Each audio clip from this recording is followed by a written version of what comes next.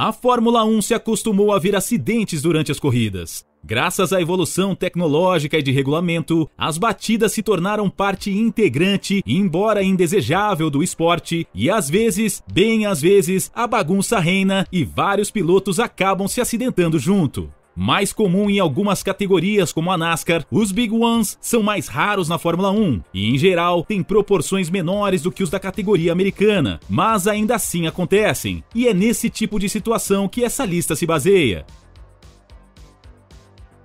Como sempre, primeiros critérios. Tal como várias outras listas aqui do canal, este top 8 também procura classificar os acidentes por meio de um critério objetivo, e nesse caso foi o número de envolvidos. Embora algumas batidas tenham maior importância pelas consequências, o objetivo final é tentar eleger aquelas que foram as maiores, considerando principalmente o quesito quantidade. Como foi dito na introdução, esse tipo de situação tem proporções menores do que é visto em outras categorias, e com isso em mente, consideraremos apenas os acidentes envolvendo pelo menos 7 carros com atividade próxima. Dessa forma, corridas com múltiplos pilotos envolvidos em acidentes de forma separada não serão incluídos como uma coisa só. De forma simples e sem maiores delongas, vamos à lista. Disputado no traçado número 15 do Autódromo Oscar e Juan Galvez, o GP da Argentina teve em 1979 uma grande batida ainda nas primeiras curvas. Na largada, Patrick Depailler da Ligier ultrapassou o seu companheiro Jacques Laffite e assumiu a liderança. Na segunda curva, John Watson e Jody Scheckter se tocaram, deixando um dos carros rodando no meio da pista. Na tentativa de desviar, outros carros foram para fora e criaram uma verdadeira cortina de fumaça que atrapalhou ainda mais os outros. Na confusão, Didier Pironi, Patrick Tambay com a outra McLaren, Nelson Piquet, Mario Andretti e Arturo Merzario se envolveram. Como nem todas as equipes tinham carros reserva para todos, Tambay, Pironi e Merzario acabaram abandonando a prova. Outro acidente com 7 envolvidos aconteceu em 1980 no Canadá. Piquet largou na pole position com Alan Jones em segundo, Pironi em terceiro e Bruno Giacomelli em quarto. Jones largou melhor que o brasileiro, mas Piquet procurou defender a posição na primeira curva. Sem nenhum dos dois cedendo espaço, o contato veio e Piquet rodou na frente de todo mundo. A confusão estava armada, com a Brabham fechando o caminho, um engavetamento envolvendo Jean-Pierre Jarier, Derek Daly, Emerson Fittipaldi, Keke Rosberg, Gilles Villeneuve, Jochen Mass e Andretti se formou. Quando a poeira abaixou, vários carros estavam destruídos à beira da pista e a corrida precisou ser paralisada. A maioria dos pilotos conseguiu retornar à prova com carros reservas, mas o único disponível para Piquet era o que estava ajustado para o qualifying. Mais frágil, o motor não resistiu e 23 voltas depois o brasileiro precisou abandonar. O GP da Austrália disputado em Melbourne tem uma coleção de acidentes espetaculares em sua história. Um deles aconteceu em 2002. Na largada, o terceiro lugar, Ralf Schumacher, ultrapassou seu irmão Michael e partiu para cima de Rubens Barrichello. Após se movimentar 2 vezes para bloquear o alemão, o líder freou cedo para fazer a curva e Ralf não conseguiu desviar. Usando a traseira da Ferrari de rampa, o carro da Williams decolou a 240 km por hora em direção da caixa de brita, tirando ele e Barrichello da prova. Atrás dos dois, Felipe Massa desviou cortando para a grama e no movimento atingiu Giancarlo Fisichella da Jordan. Com os dois rodando e fazendo fumaça, o restante tentou desviar como pôde, aumentando ainda mais o caos. Além dos 4 pilotos, Nicky Heidfeld, Jenson Button, Olivier Panis e Alan McNish também se envolveram. Ao contrário dos outros acidentes da lista, a corrida não foi interrompida e todos os 8 abandonaram a prova. Pouca gente lembra, mas o GP de Portugal de 1987 teve um acidente que pode ser considerado como um Big One. Na largada, Nigel Mansell ultrapassou Gerhard Berger pela liderança, com Alain Prost, Piquet e Michele Alboreto lutando logo atrás. Após contornar a curva 1, a Williams de Piquet tocou na Ferrari de Alboreto e o pneu do brasileiro furou. Com o contato, Derek Warwick precisou frear e a mudança brusca pegou Satoru Nakajima de surpresa.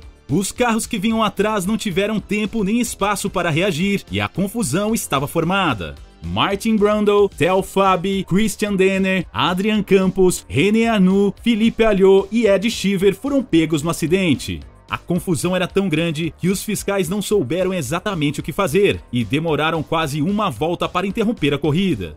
A prova ficou paralisada para limpar a pista e de todos os envolvidos apenas Denner não pôde retornar.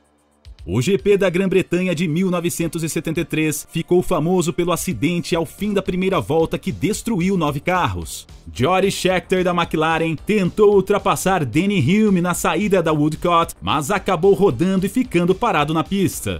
Os primeiros pilotos que vinham em seguida conseguiram passar, mas Peter Revson atingiu a asa traseira de Scheckter, que saiu voando. O restante tentou desviar do carro e começaram a bater uns nos outros. Quando a poeira abaixou, os 3 carros da Surtees, 2 Shadow, 1 March, 1 Brabham, 1 McLaren e 1 BRM estavam fora. O piloto Andrea de Adamit ficou preso em seu Brabham com o tornozelo quebrado. Devido à lesão, o italiano precisou abandonar a corrida e a carreira.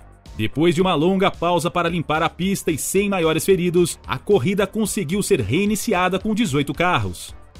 O GP da Itália de 1978 é lembrado até hoje pela tragédia que vitimou Ronnie Peterson. Em uma história que já foi contada aqui no canal, aquela prova era a primeira da história da Fórmula 1 a ter largada com sinal luminoso no lugar da bandeirada. O diretor de prova Gianni Restelli estava entusiasmado com a mudança e antes de todos os carros se alinharem, o italiano deu o sinal verde. Devido à pressa, os carros da frente largaram parados, mas os de trás não. Isso fez com que os carros da parte de trás do pelotão tivessem mais velocidade que os da frente, misturando perigosamente o grid na chegada da chicane. Pela explicação mais aceita, James Hunt foi ultrapassado pelo novato Riccardo Patrese, forçando o piloto da McLaren a virar para a esquerda. Como os carros estavam próximos, Hunt tocou em Peterson, que perdeu o controle. Com tanta gente junta, a destruição foi inevitável. Vittorio Brambilla, Hans-Joachim Stuck, Depailler, Pironi, Daly, Clay Regazzoni e Brett Langer se envolveram no acidente, com Peterson levando a pior. O sueco bateu na parede interna da reta e o carro instantaneamente pegou fogo. Hunt, Regazzoni e Depailler correram ao seu auxílio e tiraram o piloto do fogo. Consciente, o sueco esperou o resgate na pista, enquanto os socorristas atendiam Brambilla, que foi atingido por uma roda na cabeça. Ambos os pilotos foram levados ao hospital e durante a noite Peterson faleceu devido a uma embolia. O GP da Áustria de 1987 é outra corrida lembrada principalmente por acidentes. O evento como um todo teve problemas, começando com o acidente envolvendo a McLaren de Stefan Johansson e um servo durante os treinos. A primeira largada da prova teve Martin Brundle da Zack Speed rodando ao fim da reta, o que desencadeou as rodadas da Tyrrell de Jonathan Palmer e Philip Strafe. Piercarlo Ghinzani foi outra vítima da confusão. Depois de um longo período de pausa, a pista foi limpa e na segunda relargada, Mansell teve problemas de embreagem. Largando mal, o piloto se arrastou pela lateral da pista enquanto o restante do grid se espremia para desviar. Como a reta principal era estreita demais na época, os carros foram passando pelo espaço à esquerda de Mansell. O procedimento descambou de vez quando Ed Cheever da Arrows e Patrese da Brabham tentaram ir pela direita. Sem espaço, os dois bateram e iniciaram uma sequência de batidas que fechou o espaço de vez.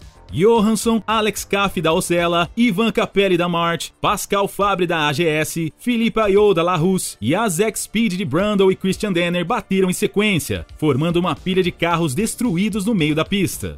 O acidente enterrou de vez a corrida, que ficou vários anos de fora da Fórmula 1 por causa de seus trechos estreitos. O segundo GP da história da Fórmula 1 ficou marcado com um Big One logo na primeira volta. Juan Manuel Fangio largou bem e se manteve na ponta, com Giuseppe Farina o perseguindo pela liderança. Quando os pilotos chegaram na curva da tabacaria, o acidente. A pista estava molhada com a água trazida pelas ondas do mar e vários pilotos não conseguiram completar o trecho.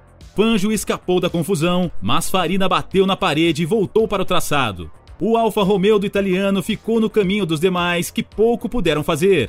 Luigi Villoresi, Philippe Tancelin, Alberto Ascari, Louis Chiron e Raymond Sommer não conseguiram desviar. Luigi Fagioli até conseguiu evitar a colisão inicial, mas rodou e bateu no muro. José Froilán Gonzalez veio em seguida e bateu no carro de Farina, aumentando ainda mais a confusão. Louis Rosier, Robert Manzon, Emmanuel de Graffenried, Maurice Trintignant, Keith Harrison, Franco Rowe e Harry Schell acabaram batendo junto e abandonaram a prova. Alguns pilotos conseguiram consertar os carros e voltaram à corrida, mas no total 10 carros saíram do GP só com aquele acidente.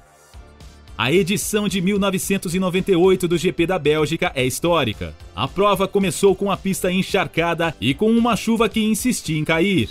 Logo após o contorno da La Source, David Coulthard, que havia largado em segundo, roda e bate no muro da parte interna. Com o impacto e piso molhado, o carro retornou à pista, indo parar no meio dos demais. Os primeiros carros tentaram, no desespero, evitar um acidente maior, mas quem vinha atrás não enxergava o que estava acontecendo, iniciando assim aquele que pode ser considerado como o maior Big One da história da Fórmula 1. Coulthard, Ed Irvine, Alexander Wurz, Rubens Barrichello, Jos Verstappen, Johnny Herbert, Olivier Panis, Jarno Trulli, Mika Salo, Pedro Paulo Diniz, Tora Takagi, Ricardo Rossetti e Shinji Nakano se envolveram no acidente. Como na época as equipes contavam com um carro reserva, metade dos envolvidos pôde retornar à corrida, que continuou com chuva, acidentes e com uma vitória arranjada por ordem de equipe.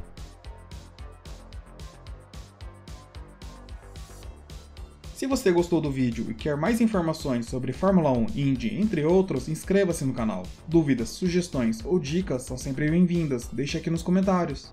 Até a próxima!